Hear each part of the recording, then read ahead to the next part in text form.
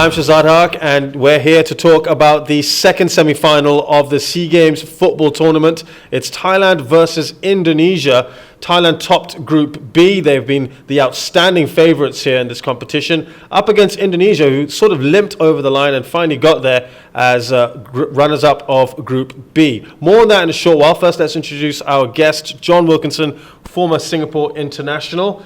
John, good to have you with us. Tell us your thoughts overall on this game. To be honest with you, I can only see one winner in this game. And you're absolutely right, Shez. Thailand have been the overwhelming favourites from day one, and it's not changed at all. I mean, they've lived up to expectations for me. I think absolutely fantastic. They've earned the luxury to rest some of their key players throughout a couple of games. Indonesia have grown into the tournament, as they did in the last SEA Games, the last edition of the SEA Games, where they grew into the tournament and just failed at the final hurdle by getting pipped by Thailand 1-0 in that final. I just only see one winner in this. Okay, well, let's talk about Thailand first of all. As we said, overwhelming favourites. Everyone expected them to do well. Everyone's expected them to get the gold medal. They've won 14 of them after all in this competition. And don't forget, they've had a great time in the AFF Suzuki Cup, which they won. A few of their players in this side. Let's have a look at their progress to the semi-finals.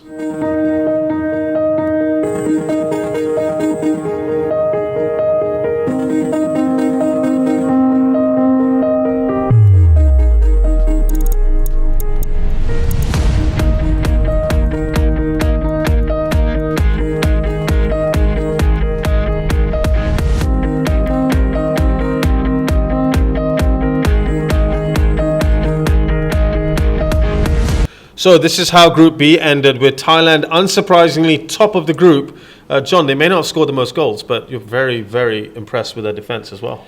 I am conceding only one goal throughout all of their group games. And for a side that puts so much emphasis on attacking football, that is no mean feat. That's absolutely fantastic. And it just shows when you can keep a set of defenders together.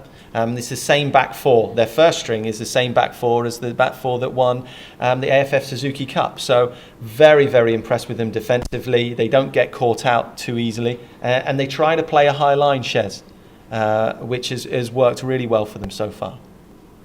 Okay, so now let's look at Thailand in a lot more detail here with John. This might take a while because we're going to talk about Thailand's strengths. Yes. Yeah, there's a lot of them. There really is. There's a lot of them.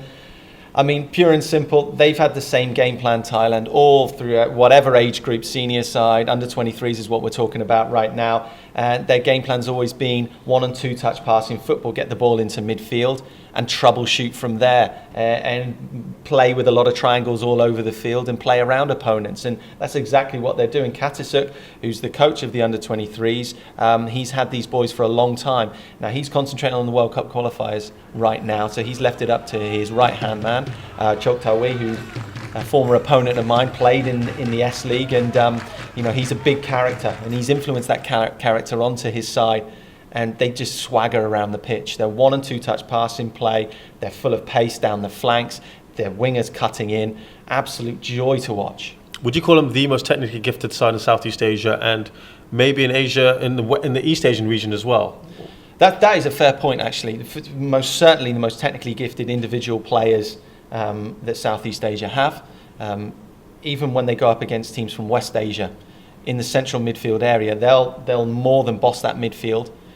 It's just in the final third and in the defending third that they let themselves down on the bigger Asian stage. But not here, not in this region. They really put teams to the sword. I'm a big fan of a couple of their players. Well, let's just pick up there, because you had a but in that sentence. So you are indicating there might just be some chinks in their armour. What's their Achilles heel? Whenever I've played against them, and from what I'm looking at during this competition, they do not defend crosses into the box very well. Whichever goalkeeper they play doesn't come out and claim the crosses. He seems to have divers boots on and is stuck to his goal line. Defenders don't deal with the first ball very, very well. They have some good midfielders, busy little midfielders that seem to clean up the knockdowns just about. They deal with things, but they do not defend crosses very well at all. Okay, John, I think I know the answer to this one. We all know how great Thailand have been. You've been waxing lyrical about them. But let's talk about some of their star players. Who are your 2 or 3, your 2 star players? Let's just go 2 star players. 2, I'm going to get 2. Go on. All right. Well, the first one's got to be a former teammate of mine and focal point striker for the Thai side, Chananan, who I think's had a standout breakout tournament so far. Great 4-goal haul against Laos. I know it was only lowly Laos, but you still can only beat what's in front of you, and it was a great performance. And he's a former teammate of mine.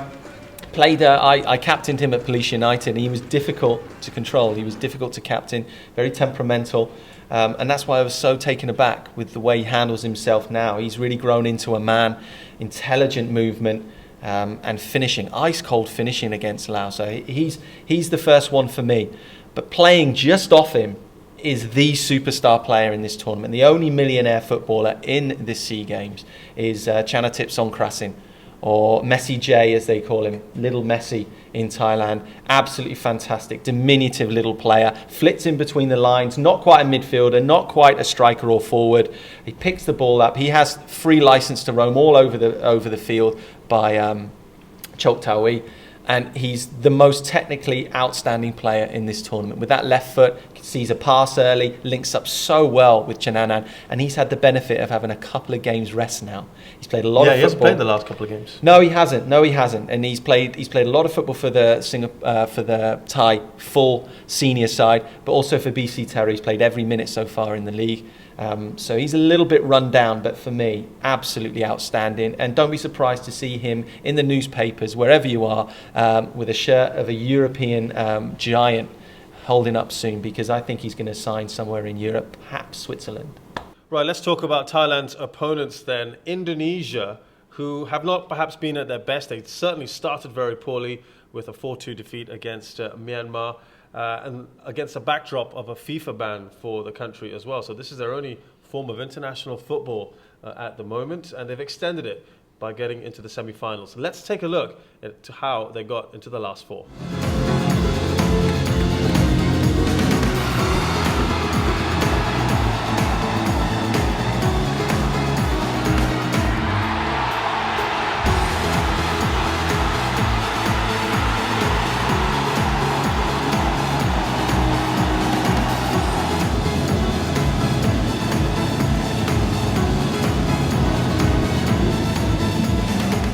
So with that crucial win over Singapore, Indonesia finished as runners-up, John, in Group A. Yes, they did, and a very familiar pattern for Indonesia. You're never sure what you're going to get. There's no grey areas with them. They can beat anybody on their day, and they can get smashed by anybody. And that's the experience I've had playing against Indonesia. Really swashbuckling on the wings at times, but defensively do switch off. Okay, so let's have a look at Indonesia in more depth. Where are their strengths, John? I think they're great in the central midfield area, or at least they were very, very good against Singapore. I think they bruised Singapore from the get-go. Very, very aggressive, and that is their main strength, and that's a key strength to have. They set their stall out nice and early in games. They weren't great against Myanmar, and that's what really let them down. They didn't hurt Myanmar. They didn't put in a few of those, we say in the industry, reducing tackles nice and early, that controlled aggression. They had that against Singapore. The weather conditions, I thought, were favourable to an Indonesian side. It was drizzling with rain, beautiful surface. So they like to go to ground on a lot of their tackles for their sliding tackles, and it worked out a treat. Singapore were really, playing with ballet shoes on. They were frightened of the Indonesian midfield. They were like mad dogs in that central midfield area without the ball. Indonesia are probably the best side in this competition without the ball, if that makes any sense to you. It's a little bit like Scandinavian sides in Europe. What are the deficiencies, though, of this team? Well, in the transition, they're not great. If they give the ball away in the midfield area, they don't transition from offence to defence very well, and the defence seems to switch off. They let Singapore back in the game at times, but a lack of cutting edge for the Lions really let them down when there was a few little opportunities. Indonesia will give you a chance to get on the score sheet. I don't think they're great defensively. There's only really Thailand, maybe Vietnam, that are really good defensively, that are a complete unit. Indonesia is certainly not a complete unit. As good as they are in the midfield and as exciting as they are attacking-wise, they are pretty average defensively. They do not transition well, and they switch off. Okay, so I think like Thailand, I know at least one of the two names I'm going to ask you to pick for their star players. Go on then. Evan Dimas for me. There you go. He scored. Did you pick up on that one? That was the one. He scored a fantastic goal against Singapore, and it was the real little bit of quality in that game. He's had stints training in Europe. He's had stints playing in Thailand. And he was. You spoke just earlier, Shez, about these boys just haven't played a lot of football recently because their league has been shut down. And he's a player that just looks hungry for the ball. He's always looking for the ball. And when we talk about being brave in football, a lot of it's not about going in and running into tackles and putting your head at people's feet. It's about wanting the ball in tight situations and always wanting that ball when you have defenders up your backside. And he's one of those that always offers an option. I think he's only in his late teens, early 20s, and he's one of the biggest and hottest properties in Indonesian football. And he's one that can go really far. He's a star for the future in Southeast Asian football. Okay, John, so we've looked at both teams in great detail. How's this game going to pan out? Who's going to win it? I think Thailand's going to win this, and I think they're going to win comfortably. I really do. I'm looking forward to this game. I don't really see a way into this game for Indonesia. I've talked about them being aggressive. Yes, they have to be aggressive. But might that spoil or at least disrupt the fluidity of Thailand's passing game? I think it might, and I think that's what they have to look at to do. They have to make the game as ugly as possible, as stop-start as possible. The surface is going to come into play. I think at the Jalan Besar Stadium and at Bishan Stadium, both surfaces were absolutely pristine. Of course, we know that Jalan Besar is not going to cut up, but Bishan used to be my home surface, right. So I know how delicate it could be, and the ground staff did a phenomenal job with that, keeping that nice and tidy.